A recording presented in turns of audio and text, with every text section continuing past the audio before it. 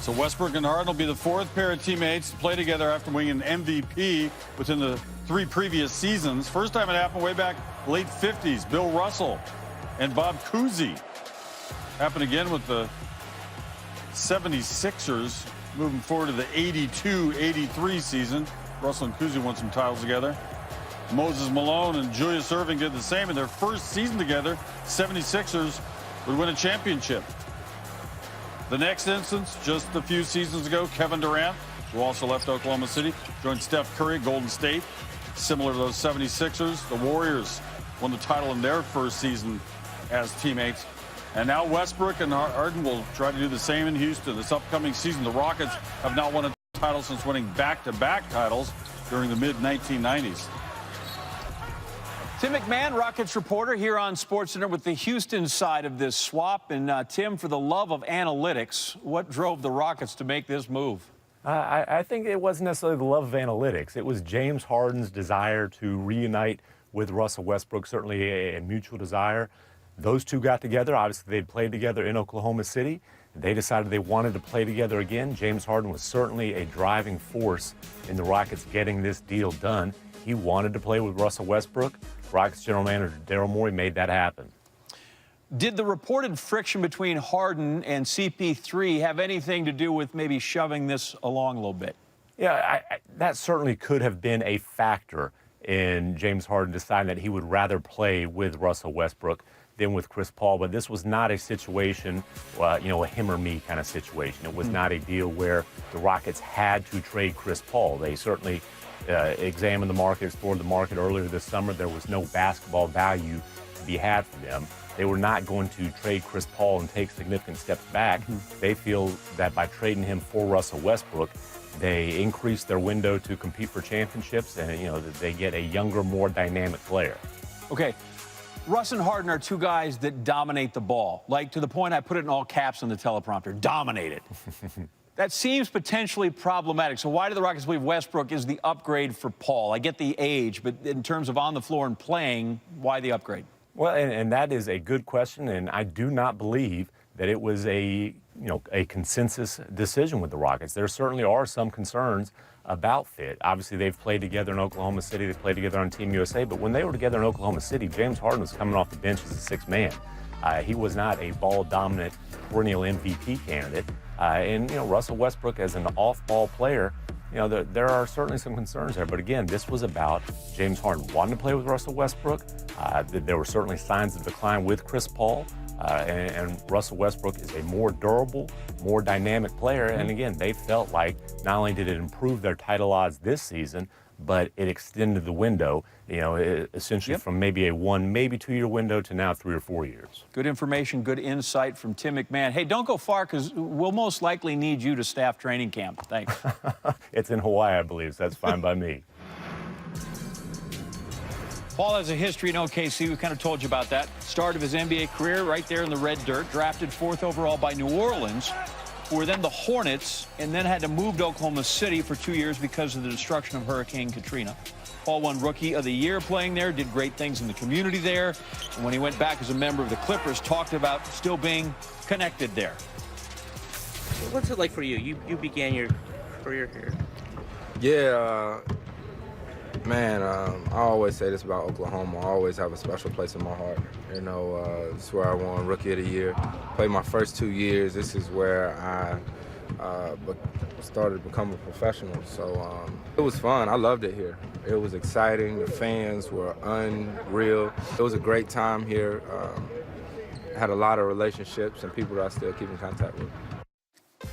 They didn't have HD in No, Oklahoma City then. The Twitter has noticed, right? Texans Pro Bowler J.J. Watt, NBA is crazy. Similarly, Trae Young said the league is crazy, y'all, but y'all already knew that.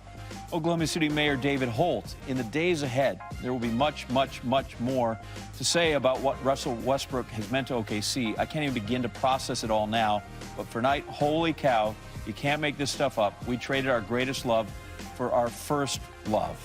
By the way, this wouldn't have happened if Mick Cornett was still the mayor. Westbrook's new teammate Eric Gordon just had eye emojis, but he might have been looking at Zillow or something. And Jamal Crawford summed it up by saying, "This is the craziest NBA summer by far. and it just started a few weeks ago. I tweeted a repeat of the Fixes episode. The agent for Chargers running back Melvin Gordon has gone public with the demand for a new contract or be traded. I mean, he told this to Adam Schefter, but Adam can't keep his mouth shut, so it's the same thing as going public. Right now, Gordon's on the books to play the 2019 season for $5.6 million, the final year of his current contract deal. Now we have the latest referendum on the value of a running back in the NFL. Melvin Gordon believes that he deserves to be paid amongst the highest paid running backs in the game, right there with Todd Gurley and David Johnson and Le'Veon Bell. The Chargers believe that they are willing to pay Melvin Gordon, but up to a certain limit. And so that's the standoff as we speak and as we get ready for training camp to open in the next 10 days. It's up to both sides to try to figure out a way to bridge their differences and see if they can resolve them. If they can't, Melvin Gordon won't be at training camp, and he will be demanding a trade, and that will open up the other question of what markets and teams make sense for Melvin Gordon to wind up at. But these two sides now must figure out a solution to what is a headache and really the latest referendum on the value of an NFL running back. All right, let's check out Gordon by the numbers and with video. After not scoring a touchdown as a rookie in 2015, he has 38 of them over the past 3 seasons. The only player with more over that same span is the Rams' Todd Gurley with 46. Gordon, one of just 3 players to average at least 70 yards rushing and 40 receiving yards per game last season. The others to do it, Gurley, Offensive Rookie of the Year, Saquon Barkley, the Giants as well.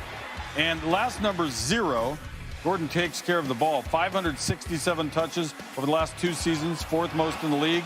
He's fumbled just twice in that time. The reason it's a 0, they didn't lose either time. Chargers got the ball back.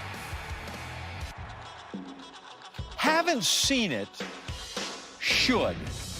So it's the running of the bulls that brings people to Pamplona, but you can also jump over them if you have enough courage or perhaps liquor.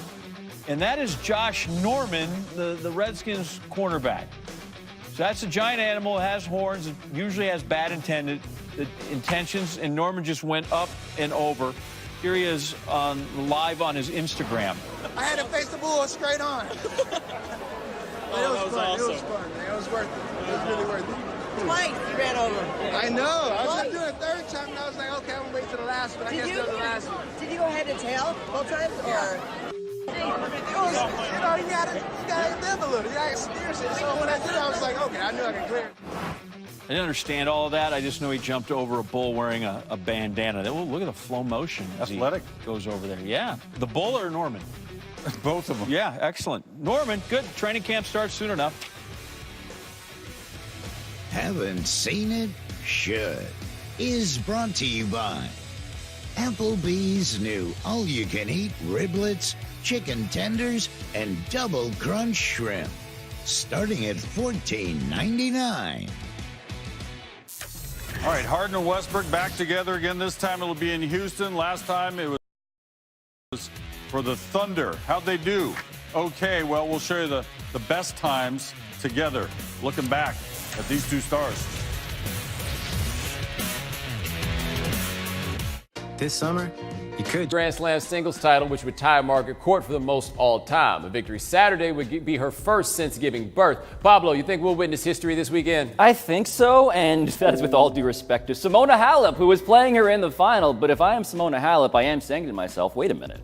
The French Open, we just saw Serena leave in the 3rd round, the earliest she's left a Grand Slam in 5 years. Before that, she left 2 tournaments with this left knee injury. Before that, an ankle. Before that, a viral infection. But the good news for Serena right now is that her coach says that she is pain-free and that she really wants to do this thing where she ties Margaret Court. Like, this means so much to Serena. Yeah, I'm going to defer to the greatest of all time. Yeah, like, I don't necessarily believe the coach on pain-free, as that sounds a lot like the I'm in the best shape of my life sort of thing that is never actually the case. But I am not going to be the person that comes out here and picks against Serena Williams, because that doesn't seem like good math. It also doesn't seem like good math because I got to be honest with myself. We really only pay attention to this stuff when we're talking about her in the first place, right? Like, we do these questions the same way every time. You think Serena's going to win? I ain't going to say she's going to lose. And then we take it down. Now, if she does happen to win this one, absent the Margaret Court part of it, it is the significance of her doing this after having given birth to a child. And I think that that's an issue that a lot of us generally, specifically us men, had not given a whole lot of thought to. Now I think we have a better understanding of how serious and how arduous a thing it is that we're talking about here. So yeah, you would tie the all-time record, but this would be its own separate feat from the other 23. Yeah, and on behalf of men, I did not realize that she hadn't been so successful post-pregnancy because she won the Australian Open while pregnant, and we all said, man, that is amazing, greatest feat of a human maybe in sports history. But now we do have her struggling afterwards, right? And so Serena Williams and the future, her not just tying but exceeding this record, yeah. I mean, we're in this place where Serena is trying to have everything. She is trying to be the pop culture icon, and she is trying to be the person who is breaking all of the records that still matter. Yeah, let's be careful, though. One thing about the struggle, like she went to the U.S. Open final last year, for example. She's still been really, really good. It's just, again, we parachute in on these things only to talk about her. So it's like, wow, she didn't win. It seems surprising because it feels like Serena Williams wins all these things. I bet the people who are around tennis, their responses are probably a little bit different when it shakes out. But this is who she is to us now. She is this large, massive, overarching figure. And if she wins this is an all-time record. Dude, 20 years ago is when she won the U.S. Open for the first time, and she's still rolling as good now as she was then. Our next name is Carmelo Anthony, because our colleague Chauncey Billups called Melo a good teammate who practiced every game and did not miss games. But also this. Scoring 30 meant too much to Melo. It meant too much because he could have games where he had 20, 22, we win the game and he's mad. He might have 36 and he's in there, we lose the game and he's in there.